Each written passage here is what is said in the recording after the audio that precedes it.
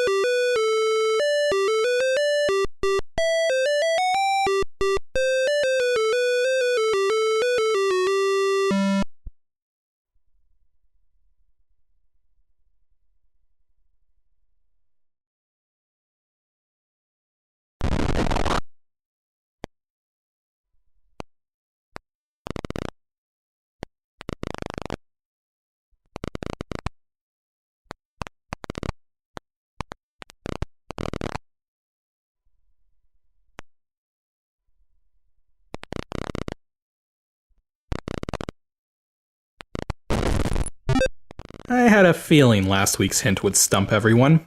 Today's ancient DOS game is Space Adventure, a conversion of an old BBC microgame from 1983 by the same name that has gameplay very similar to that of then-contemporary titles such as Berserk, where you go around blasting androids from a sort of semi-overhead view. Despite its age and lack of complexity, it's still a fairly fun game with very basic gameplay mechanics, so let's dive right in and take a look at the game stats. Space Adventure was developed and released by Robert Schmid under his Fireball Software banner in 1987. Wait a minute, Robert Schmid? Where do I know that name from?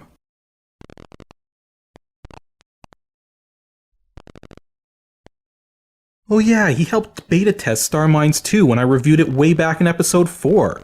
Also, I think he was involved with some BBC micro emulation stuff. Anyways, back to Space Adventure. It's a one-player action game with support for CGA 320x200 4-color graphics and PC speaker sound. As for its current release date, this is the first game I've reviewed on Ancient DOS games that has been released into the public domain. This is a very big distinction from freeware, because a freeware game still has all of its copyrights intact, whereas once something has been released into the public domain, it no longer has any copyrights, meaning it can be used for whatever purposes are desired by absolutely anyone. That said, since copyrights don't expire for a minimum of 75 years, and personal computers have barely been around for half that long, all computer games presently in the public domain were made that way by their original authors. Despite this though, because of how obscure this game is, and because of its incredibly generic title, it's kinda hard to find nowadays. The one place I know you can get a copy from with source code is the Download Central website at www.download-central.ws, which I discovered is actually a great place to go for some really old titles. I should also point out that the original BBC micro version of this game was made by a completely different company, Pro Software, and as far as I can tell, it's still commercial and has not been released into the public domain. Now, the story for this game is very simple. In the year 4328, sometime after the Fifth Galactic War, scientists from all across the planet Zarn discovered an enormous spaceship drifting just outside of their planet's gravity well. Unable to establish contact or determine any sort of motives, the Intergalactic Investigation Institute, aka III, decide to send you in a scout ship to intercept and board this unknown ship to figure out just what the heck is going on. Well, once you get inside, it turns out the spaceship is chock full of evil androids getting ready to make you and your entire race dead. So as you might expect, your mission is to destroy this enormous ship and escape back to your planet. At first, the game screen might seem a little intimidating, but it isn't really. You have a mini-map showing you where you are, a list of which electronic keys and crystals you need to acquire, how many power packs you have, and energy levels for your life support phaser and blaster. Your goal is to find and remove all 4 crystals, which will cause a chain reaction that will completely destroy the ship. To access a crystal room, you need the appropriate key, which you can find just scattered around anywhere. Your life support depletes when you take damage, and your phaser and blaster can be used to cause damage. If any of these energy levels run low, you can use a power pack to restore one of them. Really, that's basically how the gameplay works, but there's a number of things you're going to notice as you play, the first of which will probably be the controls. The controls are somewhat strange. See, the main movement controls simply involve the keypad, except that it works kind of like the Sierra AGI games, where you push a button once to start moving in a particular direction, and you keep moving in that direction until you press the button again. Since the game lacks joystick support, you're going to have to get used to this, but thankfully, it's not really that bad.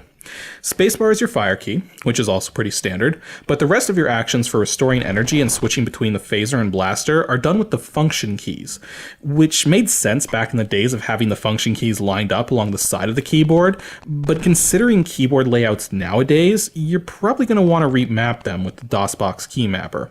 When you enter a room, if there's any androids present, you must destroy them before you can continue on. The androids all basically function the same and come in 4 flavors, each normally taking 4, 5, 6, and 7 hits from your phaser. Destroying them, though, can be a little tricky.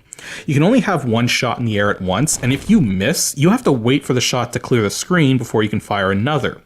But the enemy androids also have this same limitation, so a great strategy for dealing with them is to wait for one of them to fire a shot that's going to take a while to clear the screen, run up to point blank range, and just mash spacebar repeatedly until it dies.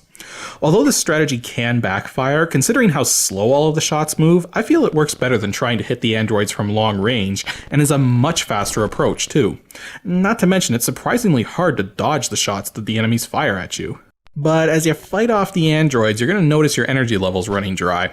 Your phaser can be fired 58 times before it runs dry, and your blaster 29 times. If your phaser runs out, you should probably use a power pack to recharge it, presuming you have one. The blaster may be twice as powerful as the phaser, but it also uses twice as much energy, which means if you miss a shot, it's a much bigger net energy loss, not to mention if an android only has 1 hit point left, it's also a net energy loss defeating it with the blaster instead of the phaser. I recommend saving the blaster for when you run out of phaser energy and don't have any power packs to recharge it.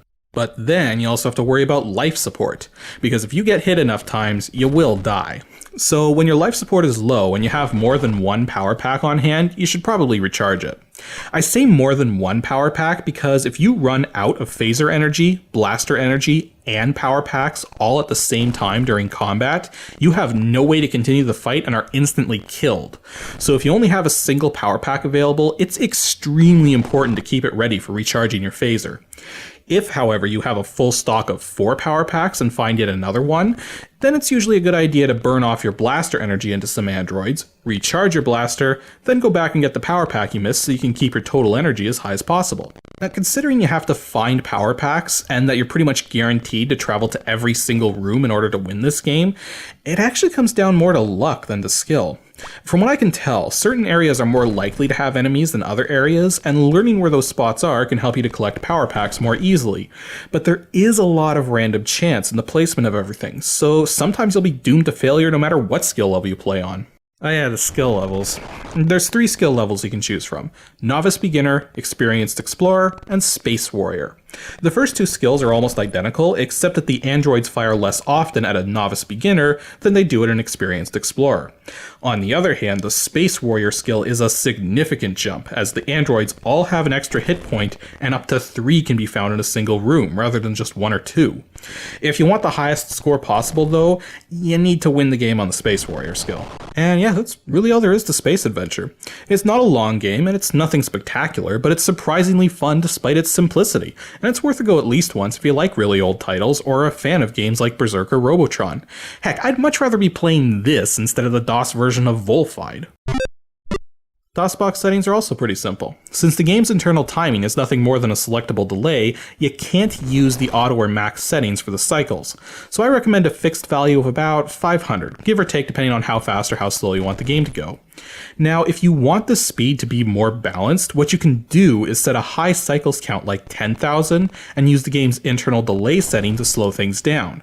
But this will cause certain special effects and sounds to go by super fast, so really, for this game, I prefer using a low cycles count. And that's all for episode 65 of Ancient DOS Games. Next week's a filler, and I have no idea what I'm going to do for it. So if any of you have any suggestions, send them to adg@pixelships.com and I'll see what I can do.